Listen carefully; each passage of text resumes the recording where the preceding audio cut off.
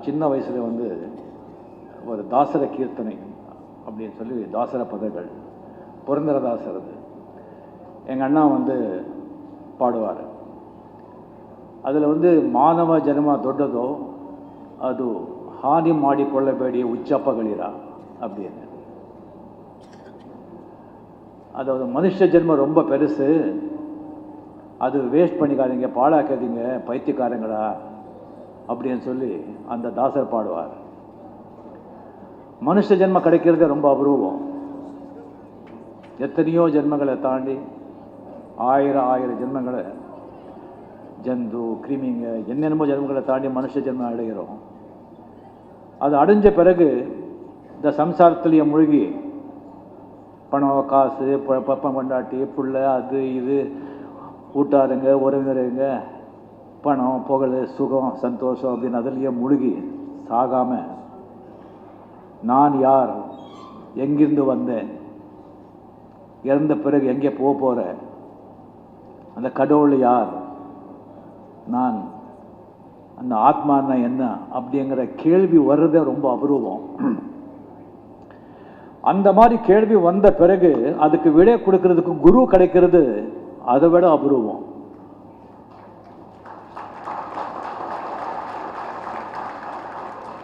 குரு கிடைச்ச பிறகு அவருடைய அருள் கிடைச்சி அவருடைய போதனை கிடைக்கிறது அதை விட அபூர்வம். இது நாளும் கிடைச்ச பிறகு அதை வேஸ்ட் பண்ணிக்கிட்டா உங்க விட பைத்தியக்காரங்க யாருமே இருக்க மாட்டாங்க. ஸோ இங்கே இருக்கிறவங்களுக்கெல்லாம் அது நாளும் கிடைச்சிருக்கு, தயவு செஞ்சு வேஸ்ட் பண்ணிக்க வேண்டாம். நான் வந்து ஒரு ஆன்மீகவாதி அப்படின்னு சொல்லிக்கிறதுல ரொம்ப பெருமைப்படுறேன். இதை வந்து ஆண்டவன் கொடுத்த பிச்சை, என்னுடைய பிராரப்தம், போகிற ஜென்மங்களில் நான் செஞ்ச புண்ணியம். நான் ஒரு சினிமா ஆர்டிஸ்ட்டு, ஒரு பெரிய ஸ்டார் அப்படின்னு சொல்லிக்கிறத விட ஒரு ஆன்மீகவாதி அப்படிங்கிற சொல்லிக்கிறதுலையே நான் பெருமைப்படுறேன். இந்த பணம் பேர் புகழ் எல்லாம் ஒரு பக்கம் வச்சு இது வேணுமா இல்லை ஆன்மீகம் வேணுமான்னு சொன்னால் நான் ஆன்மீகம் தான் நாடி போகிறேன். இதில் எந்த சந்தேகமும் இல்லை. ஏன்னா ஆன்மீகத்துக்கு வந்து அவ்வளோ பவர். ஏன்னா நான் பவரை கொஞ்சம் விரும்புகிறேன். தப்பா நடக்க வேண்டாம்.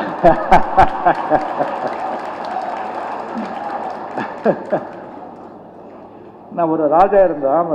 ராஜா அவனுக்கு ஒரு மந்திரி இருந்தான். அவனுக்கு ரைட் ஹேண்ட் மாதிரி ஒரு அதிபுத்திசாலி, ரொம்ப நல்ல மந்திரி. அவர் இல்லாமல் ராஜா இருக்கவே முடியாது. ஸோ அந்த மந்திரிக்கு வந்து அந்த ராஜா சகல சௌகரியமும் பண்ணி கொடுத்துருந்தார். அவருக்கு ஈக்குவலாக சகல சௌகரியமும் அவர் பண்ணி கொடுத்து அவருக்கு அந்த ஸ்தானத்தில் வச்சுருந்தாங்க. ஒரு பர்டிகுலர் டைம் திசிக்கான பிறகு அந்த மந்திரி சொன்னாங்க, ராஜா என்னை வந்து விடை கொடுங்க, எனக்கு இது போதும், நான் வந்து போகணும். எங்கே போகிறீங்க? இல்லை நான் எங்கேயோ நான் வந்து இமயமலை போகிறேன், நான் நிம்மதி தேடி போகிறேன். இவனுக்கு என்ன வேணும் நிம்மதிக்கு? பணம் இல்லையா, புகழ் இல்லையா, இப்போ ஐஸ்வர்யம் இல்லையா, வஜ்ரவாய் என்ன இருக்க சொன்ன? இல்லை நான் வேற நாடி போகிறேன், என்னை விட்டுடுங்க. சரி, அவர் ரொம்ப சொல்ல முடியல. சரி நீங்கள் போங்க அப்படின்னு சொல்லி மனசு இல்லைன்னு சொன்னால் கூட அவர் விட்டுட்டார். அவர் வந்து எங்கேயோ போனார், இமயமலையெல்லாம் போயிட்டு அவர் ரொம்ப மிஸ் பண்ணார் ராஜா. ஒரு 3-4 வருஷம் கழித்து அந்த மந்திரி அந்த ஊருக்கு வந்தார், அந்த நாட்டுக்கு சன்னியாசியாக வந்திருக்காரு. ஊர் வெளியே வந்து ஒரு குடிசை போட்டு அங்கே தங்கியிருக்காரு. அவர் அரண்மனைக்கெல்லாம் வரமாட்டார். அவர் வந்து ராஜா கேள்விப்பட்டார். சார் அவரே போனோம். ராஜா வந்து அந்த சன்னியாசிக்கிட்டே போனார். அந்த மந்திரி வழியா ஒரு சின்ன குடிசை, ஒரு தரையில் ஒரு பாய், ஒரு சின்ன சொம்பு தண்ணி, ஒரு சின்ன தட்டு, அவ்வளோதான். ராஜா நின்னார். இங்கே நின்று எப்படி இருக்க? நல்லா இருக்க? இல்லை என்ன இது, அது எல்லாத்தையும் விட்டு இவ்வளோ பண்ணி இவ்வளோ போயிருக்கே நீ, இப்போ நீ என்ன சாதிச்சுட்ட? இவ்வளோ கஷ்டப்படுறீ, என்ன சாதிச்சேன்னு சொல்லும்போது அவர் சொல்கிறாரு, ராஜா அப்போ எல்லாம் நீங்கள் உக்காந்துருப்பீங்க, நான் நின்றுட்டு இருப்பேன். இப்போ நான் உக்காந்துருக்கேன், நீங்கள் நின்றுட்டு இருக்கீங்க. அதான் அந்த ஆன்மீகத்தோட பவர். நான் இதுதான் சொன்னேன். இந்த ஆன்மீகத்தில் வந்து போகும்போது கூட என்னுடைய ரசிகர்களுக்கும் சில மக்களுக்கும் ஒரு டவுட் இருக்குது. இந்த ரஜினிகாந்த் என்ன இது ரொம்ப குழப்புறாங்க அப்படின்னு சொல்லி அவளுக்கு குழம்பிக்கிட்டு நம்மளை குழப்புறாங்க. ஒரு வாட்டி ராகவேந்திர சுவாமி பக்தர் சொல்லுவாங்க, இன்னொரு வாட்டி பார்த்தா ரமண மகரிஷின்னு சொல்கிறாங்க, இன்னொரு வாட்டி பார்த்தா தயானந்த சரஸ்வதின்னு சொல்கிறாங்க, சச்சிதானந்தர் சொல்கிறாங்க. ஸோ திடீர்னு யாரோ சுவாமி ராமான்னு சொல்கிறாங்க, திடீர்னு பார்த்தா பரமஹம்ச யோகானந்தா பாபாஜின்னு சொல்கிறாங்க. அவருக்கு என்ன ஒரு நிலையை அவர் நிற்க மாட்டாங்களா அப்படின்னு சொல்லிட்டு ஒரு கேள்வி இருக்குது. சரி, குருக்கள் இந்த குருக்கு இந்த சிஷ்யன்னு சொல்லி ஆல்ரெடி எழுதப்பட்டிருக்கும். பட் அந்த பாதை ஆன்மீக பாதையில் இது ஒரு குருக்கள் இந்த ஆன்மீகம் இது ஒரு நெட்வொர்க். இந்த குரு இந்த சிஷ்யனுக்கு தான் அப்படின்னு சொல்லி அது சிஷ்ய ரெடியானால் தான் குருவே தோணுவான். எனக்கு முதல் குரு என் ஆன்மீக பாதையில் என்னுடைய அண்ணா சத்யநாராயண ராவ் காயக்வாட். அவர் தான் என்ன ஆன்மீகத்தில் ஈடுபடுத்தி எங்கே கதா காலட்சேபம் நடந்தாலோ, எங்கே பஜனை நடந்தாலோ, எங்கே தெய்வீக காரியங்கள் நடந்தாலும் என்னை சின்ன வயசுலேயே கையை கொடுத்து கூட்டிகிட்டு போவாங்க. என்னை ராமகிருஷ்ண ஆசிரமத்தில் சேர்த்ததே அவர் தான். ஸோ ராமகிருஷ்ண பரமஹம்சர் என்னுடைய 2வது குரு. அந்த ராமகிருஷ்ண ஆசிரமத்தில் நான் ஒழுக்கத்தை கற்றுக்கிட்டேன், நம்ம சம்பிரதாயம், பாரம்பரியம், ரிஷிகள், வேதங்கள் அதை பற்றி தெரிஞ்சுக்கிட்டேன். ராகவேந்திரர் அவர்கிட்ட நான் பக்தியை கற்றுக்கிட்டேன், ரிச்சுவல்ஸ் சடங்குகளை கற்றுக்கிட்டேன், ஸ்லோகங்களை கற்றுக்கிட்டேன். ரமண மகரிஷி அவர்கிட்ட நான் யார் அப்படிங்கிற உள்ளுக்குள்ளே தமிழை தேடுதல் பண்ணுறது, நமக்குள்ளேயே நம்ம போய் நான் யாருங்கிற கேள்வி கேட்டுக்கிறது, அது ரமண மகரிஷி கிட்ட கற்றுக்கிட்டேன். தயானந்த சரஸ்வதி அவங்ககிட்ட சரியா சமூக பிரச்சனைகள் பற்றி தெரிஞ்சுக்கிட்டேன். சில சமூக பிரச்சனைகள், சில வேதம் உபனிஷத்துக்குள்ள சில நுணுக்கங்களை தெரிஞ்சுக்கிட்டேன். சச்சிதானந்தர் அவர் தான் உடம்பு இருக்கும்போதே எனக்கு குரு, எனக்கு மந்திரோபதேசம் பண்ண குரு சச்சிதானந்தர். அதுக்கப்புறம் கூட என்னுடைய தேடல் இருந்துக்கிட்டே இருந்தது. 1978 நான் ஆக்டர் ஆன பிறகு நான் ஏர்போர்ட்டில் போகும்போதெல்லாம் அந்த புக் ஸ்டாலில் ஒரு புக் இருக்கும். அதில் ஒரு சுவாமிஜியோட ஃபோட்டோ இருக்கும். தெர் இஸ் ஆட்டோபயோகிராஃபி யோகின்னு சொல்லி. எனக்கு இந்த சுவாமி பொண்ணா ஆனா அப்படிங்கிறதே எனக்கு டவுட். புக்கு வாங்க மாட்டேன், பட் அது கண்ணு மட்டும் அது என்ன பார்க்குற மாதிரி இருக்கும். இது பொண்ணா ஆனா அப்படின்னு சொல்லி அதுக்கப்புறம் ஒரு வாட்டி இந்த புக்கு நான் வாங்கிட்டேன். சரி, வாங்கி வச்சு பார்த்து அது ரொம்ப கஷ்டமாக இருந்தது புரியறதுக்கு. அது இங்கிலீஷெல்லாம் நமக்கு சரியாக தெரியாது இது சொல்லிவிட்டு அதுக்கப்புறம் அப்படியே நான் வச்சுட்டேன். அது ஒரு 20 வருஷம் 22 வருஷம் அந்த புக்கு என்னுடைய லைப்ரரியிலே இருந்தது. அது நான் படிக்கவே இல்லை.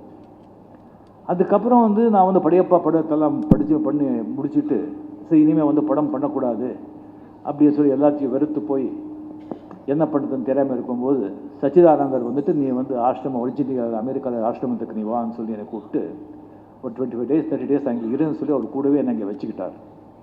அப்போது அந்த புக்கை நான் கொண்டு போயிருந்தேன். அது எனக்கே தெரியாமல் அந்த புக்கை நான் எடுத்து வச்சது எனக்கே தெரியாது.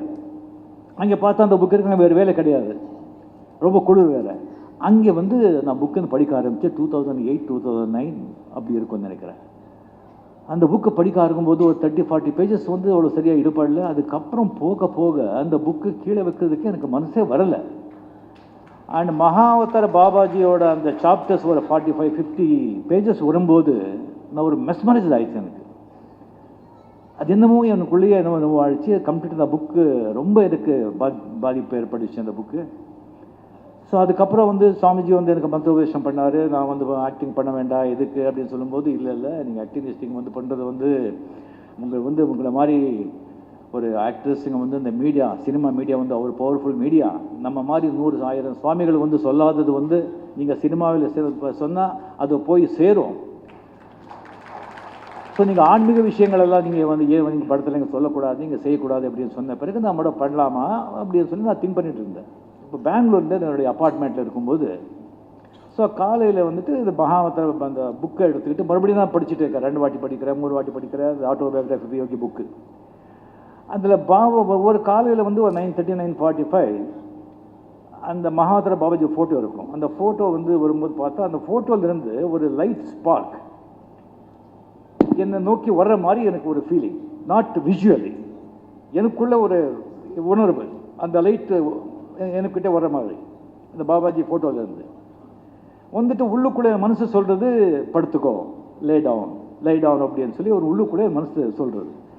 எனக்கு வந்து இது ஹாலுசினேஷனா, நானே இது திங்க் பண்ணிக்கிறேனா, நானே ஏதாவது மூலையில் நானே திங்க் பண்ணிக்கிறேன், அப்படி கிடையாது அப்படின்னு சொல்லி அப்படியே புக்கை மறுபடியும் வச்சுட்டு மறுபடியும் பேப்பர் படிக்கிறேன், டிவி போடுறேன், மறுபடியும் அந்த புக்கை போய் பாரு, அது மனசு சொல்கிறது. மறுபடியும் போய் பார்த்தா மறுபடியும் அந்த லைட் ஸ்பார்க் எனக்கு மேலே வர மாதிரி ஒரு உணர்வு. எனக்கு படுத்துக்கோ மறுபடியும் அதே மாதிரி. ஸோ என்னால் ரெசிஸ்ட் பண்ண முடியல. ஒரு 1 hour 1.5 hour அப்புறம் என்னால் ரெசிஸ்டே பண்ண முடியல. அங்கேயே கட்டில் இருந்து படுத்துட்டேன். படுத்த பிறகு தலைகாணி எடு அப்படின்னு சொல்லி யாரோ ஒரு இன்ஸ்ட்ரக்ட் பண்ணுற மாதிரியே ஒரு உள்ளுக்குள்ளே ஒரு மனசு சொல்கிறது. தலைகாணி எடுத்தாச்சு. பெட்ஷீட் காலில் பட்டு இருக்குது, பெட்ஷீட்டு பெட்ஷீட் எடுத்தாச்சு. கை வந்து இந்த கை வந்து இப்படி வச்சுக்கணும், பாம்ஸில் விரிச்சு வச்சுக்கணும், உடம்புல டச் ஆகக்கூடாது அப்படின்னு சொல்லிட்டு ஒரு உள்ளுக்குள்ளே மனசு சொல்கிற மாதிரியே அப்படியே கைது அப்படியே படுத்துக்கும்போது ஒரு 35-40 seconds இருக்கும். அந்த ஸ்பார்க், லைட் ஸ்பார்க் வந்து என் உடம்புல போகிற மாதிரி எனக்கு ஃபீல். போயிட்டு உடம்பெல்லாம் வேர்த்து போச்சு. உடம்பெல்லாம் வேர்த்து போய் அதுக்கப்புறம் ஒரு வேர்த்து போயிட்டு அதுக்கப்புறம் டக்குன்னு சொல்லி எந்திரிச்சிட்டு ஓடி போய் அந்த புத்தகத்தை எடுத்து அந்த ஃபோட்டோ பார்த்து அந்த ஃபோட்டோவில் அந்த லைட் ஸ்பார்க் கிடையாது. இப்போ வரல. எனக்கு என்னடா இது, யாருக்கிட்டும் சொல்லவும் முடியல, இது உண்மையா நிஜமா ஒன்றும் புரியல எனக்கு. அதுலேயே மைண்ட் ஓடிட்டுருக்கு. நெக்ஸ்ட் டே அன்னி மறுபடியும் போய் பார்த்தேன், மறுபடியும் லைட் வரல, ஸ்பார்க் வரல. இல்லை நாளைக்கு அதே டைமில் வரும்னு சொல்லிட்டு நெக்ஸ்ட் டே வந்து அதே வந்து 8:45 9 o'clock பார்த்தா ஸ்பார்க் வரவே இல்லை. எனக்கு ரொம்ப ஆச்சரியமாக இருந்தது. அன்னைக்கு ஈவினிங் வந்துட்டு பாபா படம் ஸ்கிரிப்ட் அப்படியே என் மைண்டில் வருது. அப்படியே யாரோ சொல்கிற மாதிரி கம்ப்ளீட்லி சீன் பை சீன் வந்து எனக்கு வந்து அந்த படத்தை இப்படியே எடுக்கணும் வித் டைட்டில், பாபா டைட்டில். இன்னும் ஒரு 15 days வேறு வேலை இருந்தது அங்கே பெங்களூர், கர்நாடகா, மற்ற எங்கேயோ போகிறதா இருந்தால் அதெல்லாம் கேன்சல் பண்ணி உடனே வந்துட்டு சென்னை வந்து அந்த பாபா படத்தை நானே ப்ரொடியூஸ் பண்ணி நானே ஸ்டோரி ஸ்க்ரீன் பிளே சொல்லி அந்த படத்தை எடுத்தேன். ஸோ இது வந்து பாபாஜியோட மெசேஜ் எனக்கு கொடுத்தது. ஸோ அந்த படம் எடுத்த பிறகு வியாபார ரீதியாக அந்த படம் சரியாக போகலன்னு சொன்ன உடனே இந்த படத்தினாலே வந்துட்டு மற்றவங்க இதாகக்கூடாது, வியாபாரத்துக்காக எடுத்தது கிடையாது, அந்த விஷயத்தை போய் சேரணுங்கிறதுக்காக அது யார் லாஸ் அடைஞ்சாங்களோ அவங்களுக்கு அந்த பணத்தை நான் வந்து திருப்பி கொடுத்தேன். ஸோ அவங்களுடைய ஒரு நெட்வொர்க் தட் இஸ். அதுக்கப்புறம் அது எடுத்த பிறகு உங்களுக்கு தெரியும், அந்த பாபாஜி படம் திஸ்டிங் எடுத்த பிறகு எனக்கு வந்து கிரியா யோகா எனக்கு வந்து அந்த ஒரு பாக்கியம் கிடைச்சது. கிரியா எனக்கு வந்து இனிஷியேட் பண்ணாங்க. அந்த கிரியா இனிஷியேஷன் ஆன பிறகு என்னுடைய லைஃபே எனக்கு ஒரு சேஞ்ச் ஆகிடுச்சு. அதாவது என்னுடைய குருக்கள் ஒரு சிலர் சொல்லணும்னு சொன்னால், என்னுடைய குரு சச்சிதானந்தர், என்னுடைய சத்குரு பரமஹம்ச யோகானந்தர், என்னுடைய பரமகுரு மகாவதார பாபாஜி, என்னுடைய பரமேஷ்டி குரு Srikrishna Jesus. This is the order. இந்த கிரியா யோகா அப்படிங்கிறது இது சாதாரணது இல்லை. இப்போ எல்லாம் வந்து இப்போ உங்களுக்கு தெரியும், எத்தனை பேர் நம்ம வந்து கேட்காததே கிடையாது. எல்லாம் நல்லது செய்யணும், நல்லது பண்ணணும், எது கெட்டது எது நல்லது எல்லாமே நமக்கு தெரியும். பட் என்ன மெடிடேஷன் பண்ணால் கூட ஜஸ்ட் மெடிடேஷன்லேயே வந்துட்டு நீங்கள் உட்காந்து நீங்கள் ஓம் சொல்கிறதா எவ்வளோ திஸ்டிங் சொல்கிறது, அது எத்தனை பேர் என்ன மெடிடேஷன் சொல்லி அதுவும் கேட்குறாங்க. சரி, எல்லாத்துக்கும் ஒரு டெக்னிக் இருக்குது. இந்த டெக்னிக் வந்துட்டு இந்த இமயமலையில் போகிறதுனால இதை பற்றி வச்சுட்டு நான் வந்து சொல்லிட்டுருக்கேன். அந்த இமயமலையில் வந்து நீங்கள் போகும்போது எத்தனையோ சீக்ரெட்ஸ், த டிவைன் சீக்ரெட்ஸ் இன்னும் அடங்கி கிடக்கு. அது இன்னும் வெளியே தெரியல, இன்னும் வெளியே வரல. அதெல்லாம் அது வந்து இந்த மாதிரி மகாவதார பாபாஜி அப்போ நினச்சி இது வந்து கிரியாதிசிங்கள் பெரிய பெரிய சித்தர்கள் யோகிகள் இமயமலையில் வந்து செஞ்சுட்டு இருக்கிறது, கோயிலில் செஞ்சுட்டு இருந்த அந்த ஒரு டெக்னிக் அதை ஈவன் ஜனங்க மத்தியிலையும் சர்வ சாதாரண சம்சாரிகளுக்கும் சாதாரண மனுஷங்களுக்கும் அது போய் சேரணுங்கிறதுக்காகவே மகாவதார பாபாஜி வந்து அது லஹரி மகர்ஷி ஒரு சம்சாரி, அவர்கிட்ட வந்துட்டு இதை போய் அவர் சொல்லிட்டு இது எல்லாருக்கும் போய் சேரணும்னு சொல்லி சொன்ன டெக்னிக், மெடிடேஷன் டெக்னிக். அது எப்படின்னு சொன்னால், இப்போ வந்து ஜஸ்ட்டு இப்போ ஒரு கேமரா ஆகட்டும், கேமரா இல்லை ஒரு டிவி ஆகட்டும், இல்லை டெலிஃபோன் ஆகட்டும், ஒரு செல்ஃபோனுக்கு ஆகட்டும், எத்தனை மெக்கானிசம் இருக்குது, அதுக்கு எத்தனை பேட்ரி, கரண்ட்டு, வயிறு, ஒரு செல்ஃபோனுக்கு அவ்வளோ மெக்கானிசம் இருக்கும்போது இந்த உடம்பு எப்பேற்பட்ட ஒரு மெக்கானிசமுங்க. எப்பேற்பட்ட ஒரு மெக்கானிசம். அப்போ இதுக்கு வந்து என்ன டெக்னிக்கல் விஷயங்கள் உள்ளே இருக்கும். அவ்வளோ விஷயம் இருக்கும்போது அதுக்கு வந்து ஒரு கரண்ட், ஒரு பேட்டரி வேணும் இல்லை? அது எங்கே வருது? அது காஸ்மாஸ், டிவைன், அங்கேருந்து வருது. அது ரிசீவ் பண்ணுறது எது? நம்ம உடம்புக்குள்ளே வந்து ஏதோ இருக்கணும் ரிசீவ் பண்ணுறதுக்கு. அது எங்கே இருக்கு? நம்ம சக்கரங்கள், மூலாதாரா, சுவாதிஸ்தானா, மணிப்புரா, அநாதா, விசுத்தா, ஆக்ஞா, சஹசிராரா, குசிஷ்டா. Occult power centres. அது எங்கே பிளேஸ் பண்ணியிருக்காங்க? நம்ம ஸ்பைனல் கார்டு, முதுகெலும்பில் அது வந்து பண்ணியிருக்காங்க. உங்களுக்கு தெரியும், ஒன்று மண், தண்ணி, அக்னி, வாயு, சவுண்டு, ஆகாயம். இது வந்து அந்த காஸ்மிக் பவரோட லிங்க். அதை வந்து நம்ம வந்து ஃபங்க்ஷன் ரொம்ப இதாகிட்டு இருக்கு. அது வந்து பேட்டரியை வந்து சார்ஜ் பண்ணணும். அப்போ சார்ஜ் பண்ணாதான் அந்த காஸ்மிக் பவரை வந்து அது இழுத்துக்கிட்டு அது வந்து ரெஸ்பாண்ட் பண்ணும். அதான் கிரியா யோகா. அந்த கிரியா வந்து நம்ம மூச்சு தான் அந்த கரண்ட். வாயு வந்து வயர், அந்த வயரை வந்து நம்ம முதுகெலும்பு, அந்த வயர் அந்த சக்ராஸ், அதுதான் கிரியா. இது சாதாரண ஆட்டில். இதை வந்து தெரிஞ்சுக்கிட்டா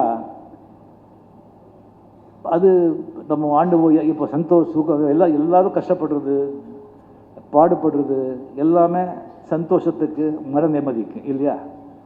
அது வந்து கிடைச்சிடும். அதுக்கு முன்னால் வந்து இன்னொரு இம்பார்ட்டன்ட் விஷயம் இருக்குது. நீங்கள் வந்து ஏதாவது ஒரு விதை போடணும்னு சொன்னால் அந்த பூமியை முதல்ல வந்து பதப்படுத்தணும். அது தண்ணி போட்டு பதப்படுத்தி கரையெல்லாம் எடுத்து அதுக்கப்புறம் அந்த ஃபர்டிலைசர்கள்லாம் போட்டு கரெக்ட் செஞ்ச பிறகு தான் நீங்கள் விதை போடணும். அப்போ நீங்கள் கிரியா வந்து உடனே வந்துட்டு பலம் கொடுக்காது. அதுக்குள்ளே வந்து இப்போ ஒரு விருந்தாளியை வந்து ஒரு வீட்டுக்கு நீங்கள் கூப்பிட்டால நீங்கள் வீடு என்ன பண்ணுவீங்க? அப்படியே வச்சுருப்பீங்க. அது எவ்வளோ க்ளீன் பண்ணி பார்த்து எல்லாத்தையும் எடுத்து டஸ்ட் எல்லாம் எடுத்து கரெக்டாக வந்து செட்டு பண்ணி ஒரு விருந்தாளி வர்றதுக்கே. ஸோ அப்பேற்பட்ட ஒரு கடவுள் விருந்தாளி உங்கள் நெஞ்சுக்குள்ளே வரணும்னா உங்கள் நெஞ்சை எவ்வளோ தூய்மையாக நீங்கள் வச்சுக்கணும். எவ்வளோ தூய்மையாக வச்சுக்கிட்டாதான் அது பலன் கிடைக்கும். அந்த ஆண்டு அந்த கிரியாவை ஒர்க் அவுட் ஆகும். இல்லைன்னா அது வந்து சாத்தியமில்லை. அது எப்படின்னு சொன்னால் எல்லாருக்குமே ஒரு வாட்டி திருதராஷ்டிரர் வந்து கிருஷ்ணனுக்கு சொல்கிறாரு, கிருஷ்ணா நீ வந்து அர்ஜுனனுக்கே எல்லா உபதேசம் பண்ணிகிட்ருக்க, நீ துரியோதனனுக்கும் வந்து என்னுடைய பையன் அவன் என்ன வேலை எடுத்தப்ப அவனுக்கும் நீ உபதேசம் பண்ணு அப்படின்னு சொல்லும்போது கிருஷ்ணா சரின்னு சொல்லிட்டு துரியோதனன்கிட்டே வந்து உபதேசத்தில் போவார். அப்போ துரியோதனா சொல்கிறான், இதை பாரு கண்ணா, எனக்கு எது நல்லதும் தெரியும், எது கெட்டதும் தெரியும், எது தர்மம் தெரியும், எது அதர்மம் தெரியும், எது செஞ்சால் புண்ணியம் தெரியும், எது செஞ்சால் கர்மம் தெரியும். ஆனால் செய்ய முடியல, நான் செய்ய மாட்டேன். அங்கே அர்ஜுனன் சொல்லி ஒருத்தர் இருக்கான், அவன் நல்லதும் தெரியாது கெட்டதும் தெரியாது, எது செய்யணும்னு தெரியாது, எது செய்யறதும் தெரியாது, அவங்ககிட்ட போய் நீ சொல்லு அப்படின்னு துரியோதனா. அர்ஜுனன் வந்து நிஜமாக அவன் வந்து எல்லாமே சரண்டர் ஆகிட்டான். அவன் ஆத்மாவும் சுத்தியாக இருந்தது. அதனால தான் கிருஷ்ணா அந்த சொன்னது எல்லாமே அவருக்கு வந்து பகவத்கீதை அவர்கிட்ட சொன்னாங்க. ஸோ ஒரு விதத்தில் நாம் எல்லாரும் துரியோதனர்கள் தான். நமக்கு தெரியும் எது நல்லது செய்யணும், எது கெட்டது செய்யணும்னு சொல்லி, ஆனால் செய்ய மாட்டோம். பொய் சொல்லக்கூடாதுன்னு தெரியும், பொய் சொல்லுவோம். அவன் மோசம் பண்ணக்கூடாதுன்னு தெரியும், மோசம் பண்ணுவோம். ஆசை பண்ணக்கூடாதுன்னு சொல்கிறோம், ஆசைப்படுவோம். ஸோ துரியோதனங்களாக இல்லாமல் நாம் வந்து அர்ஜுனங்களாக மாறினா நம்மளுடைய ஸ்டேட்டஸை நம்மளுடைய இதை கடவுளுக்கிட்டே திசைக்கு போகலாம். யோகானந்தர் அந்த மாதிரி ஒரு மகான்கள் பிறக்கிறது வந்து ரொம்ப அபூர்வம். அது ஆண்டவருடைய அருளால் அவங்க பிறக்க. ராமகிருஷ்ண பரமஹம்சர் ஒரு கதை சொல்லுவாங்க. அதாவது எல்லா திசைக்கும் போயிட்டு போது ஒரு பெரிய செவரு, அந்த செவர் மேலே ஏறுறது ரொம்ப கஷ்டம். அதுக்கு ஒரு டெக்னிக் இருக்குது. சில பேர் தான் அந்த செவர் மேலே ஏற முடியும்.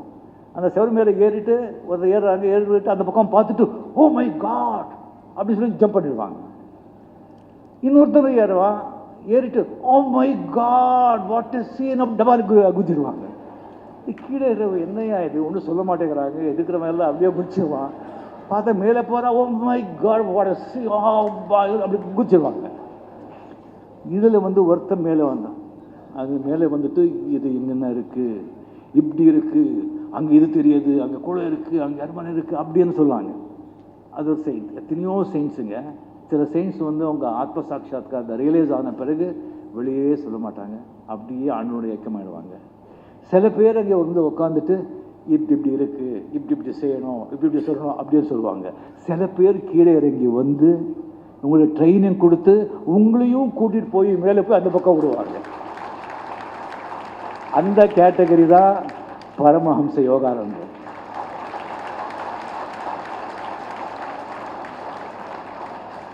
இந்த புக்கை வந்து ரிலீஸ் பண்ணணும்னு சொல்லிட்டு எனக்கு வந்து சொன்னாங்க. இது வரைக்கும் நான் வந்து ஏதாவது ஒரு விழாவுக்கு போயிட்டு அங்கே ஏதாவது ஒரு புத்தகம் வந்து நான் வெளியிட்டிருக்கேன் வழியே, ஒரு புத்தக வெளியீட்டு விழான்னு சொல்லி ஒரு புத்தகத்தை வெளியிட்டது இது வரைக்கும் நான் கிடையாது. இதுதான் என் வாழ்க்கையில் முதல் புத்தகம். இந்த ஒரு ஆன்மீக புத்தகம். எனக்கு ஒரு பழக்கம் இருக்குது, ஒரு புத்தகத்தை வந்து எடுத்துட்டா அதில் நல்ல விஷயங்கள் இருந்தால் அதை வந்து பெண் எடுத்து நோட் பண்ணுறது, பேஜ் எடுத்து நோட் பண்ணுறது. இந்த புத்தகம் எனக்கு வந்து ஜஸ்ட் ஒரு 10 days 15 days பிஃபோர் கொடுத்தாங்க. ஷூட்டிங் இருக்கும்போது டைம் இருந்தது. சரி பேனா எடுத்துக்கிட்டு பார்த்தேன், ஒரு பேஜில் பார்த்தேன், ஒரு பேஜில் 4-5 பாயிண்ட் இருந்தது, நல்ல பாயிண்ட்ஸு. இன்னொரு பேஜில் பார்த்தா இன்னொரு 7-8 பாயிண்ட் இருந்தது. இன்னொரு பேஜ் பார்த்தா எல்லாமே நல்லா இருக்குது. பார்த்தா எல்லா பேஜும் நோட் பண்ண வேண்டியிருக்கு. ஸோ அப்படியே நான் வச்சுட்டேன் நான். ஸோ இந்த மாதிரி ஒரு அருமையான ஒரு புத்தகத்தை வெளியிடுறதுக்கு எனக்கு வந்து இந்த பாக்கியத்தை கொடுத்த சுவாமிஜிகளுக்கு என்னுடைய மனமார்ந்த நன்றியை தெரிவித்து கொண்டு, நான் சொன்ன மாதிரி இது வந்து சாதாரண விஷயம் இல்லை, அவ்வளோ பெரிய வாய்ப்பு உங்களுக்கு எல்லாம் கிடச்சிருக்கு. அதோடைய பயன் நீங்கள் அடையணும். அந்த ஆண்டவன், அந்த குருகளுடைய அனுகிரகம் உங்கள் மேலே எல்லோரும் இருக்கணும். நிம்மதியாக சந்தோஷமாக அந்த நீங்கள் ஆத்மாவை உணர்ந்து அந்த பரமாத்மாவோட இணையணும். அந்த தெய்வீக காதல், சுவாமிஜி மிக அழகாக பேசினார். அந்த தெய்வீக காதல், அந்த காதல் என்பது ஒருத்தருக்கு ஒருத்தருக்கு நடக்கிறது. அது உங்களுக்கும் ஆண்டவனுக்கும் நடக்கிறது. அதுங்க குருகளுக்கிட்ட சொல்ல வேண்டிய அவசியமே இல்லை. நீங்கள் தியானம் பண்ணும்போது உங்களுக்குன்னு சில விஷன்ஸுங்க வரும், சில எக்ஸ்பீரியன்ஸ் ஆகும். அது யார்கிட்டையும் சொல்ல வேண்டாம், குருக்கிட்டே சொல்ல வேண்டாம், உங்கள்கிட்டயே வச்சுக்கிட்டு அது நீங்கள் அனுபவிங்க, நீங்கள் ரசிங்க. அது போக போக செய்ய செய்ய அழுக்காமல் திகட்டாமல் அதோடைய ஆனந்தத்தை நீங்கள் அடைவீங்க. அந்த பாபாஜி, அந்த எல்லா குருவனுடைய ஆசீர்வாதம் உங்கள் மேலே இருக்கணும். நன்றி, வணக்கம்.